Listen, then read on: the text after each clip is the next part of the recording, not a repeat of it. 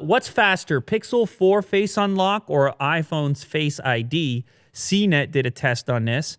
Of course, I've done my own test because, well, I just was recently using the iPhone 11 Pro for a while since it came out, and now my SIM card is in the Pixel 4 XL. So I've done this test myself, but I thought it was interesting nonetheless to see another person's experiences. What's unique about the Pixel, it has this radar system that is able to sense your approach to the device prior to you actually grabbing it.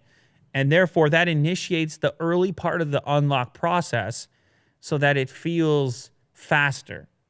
And so what that means is as I get close to the phone, it already knows what I'm about to do, and then I pick it up, and it's sort of skipping the first step where you might have to click a button on an iPhone, for example. It's prepping it for the unlock. And then the second part on the Pixel 4 is the fact that there's no gesture required. So it puts you right into the home screen without touching the device beyond it. So you don't click a button and you don't do a gesture in order to unlock it. Now, this individual noticed an improvement in speed with just the standard lift to unlock method. And let's see, this is on CNET, and it's Jessica Dolcourt who did the Dolcourt who did the test. And her finding here is the iPhone process isn't hard, but it does take longer. You can lift the phone to wake and unlock in one swoop, but you'll still need to swipe up on the lock screen to get in. It's a fast motion that can take about the same time as the Pixel 4, assuming your reflexes are sharp. Just the fact it requires one more step, and if you don't swipe up from the bottom of the screen, you might have to try again. This happens on the iPhone from time to time where you do a secondary swipe because the first one just missed for whatever reason.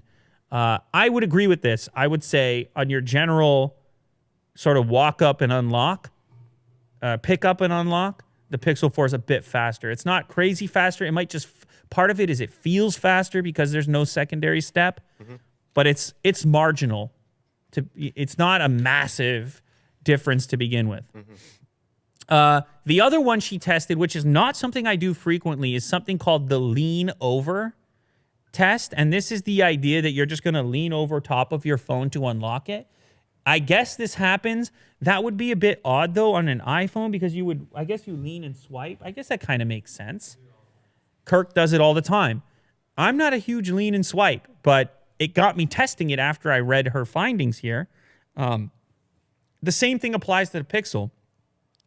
Since it's sensing your presence, as you approach it, it does the first part, but then it says position your face on the bottom. So you kind of got to really look at it. But yes, it does unlock. It's no problem there. On the iPhone, it's going to be the swipe. She actually says once you hit the lock button to wake the iPhone, she feels like it registers the gaze a little bit faster and has more success overall, but finds them to be comparable as well. And then the last one is laying down. The ultimate discovery or conclusion to her article is that they're very similar. There's no clear winner.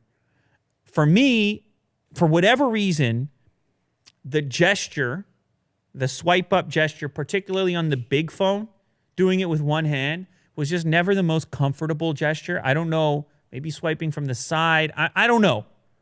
I just wish that Apple gave the option in the software to do it the other way. If you didn't want to have the gesture, if you didn't mind losing a little bit of security, to just, it's obviously capable of reading your face immediately when you hit the lock switch.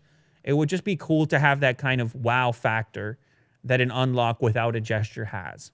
And it's important. It's an important feature because you unlock your phone, maybe 50 times a day, 100 times a day. Yeah, pretty often. It's a big interaction that you have with the device. But it is good to find out that it's not a massive difference. Right. I think that's the key takeaway here, is that it's like a lot of other things in smartphones, cameras, and so forth. We're talking about very micro differences in how these things operate. And people blow it out of proportion because of the fandom and so forth. But I think it's It's like a lot of other features on modern smartphones, particularly premium smartphones, where they're more similar than they are different. Now, Nonetheless, it is cool on, yeah, on this phone to just pick it up. It's a weird experience to just pick it up and to just pick it up and point it at yourself and you're already in. There is something compelling about that. People are going to have to try it for themselves and see how much that matters to them, but so far so good for me. I'm curious about the accuracy between the two. Like, have you Yeah. noticed that one was better than the No, other? I would consider them to be comparable as well from an accuracy standpoint. Though Okay. this one is going to change because, as you know, you saw the stories. It'll unlock with your eyes closed. Right. And Google hasn't patched the software yet, and they said it's not going to be super quick to patch it. Yeah, maybe a few months or something. A few like months that. or something. Yeah. So I presume this is gonna change. The performance of it might change. Some over time it might change. But so that's important to note as well. For me, it's not the eyes closed thing is a bit odd because it would have to be a family member, I guess. I'm not sleeping in public. No. Or does somebody knock me out and unlock it? Maybe. I don't know. I don't know what the fear is. People can write their dramatic scenarios down below as to how the eyes closed Yeah. thing would be I'd like used, to hear that. would be used against me. It could be very interesting. But apparently they're going to fix it. It's just going to take time, which is obviously unfortunate for any new smartphone launch.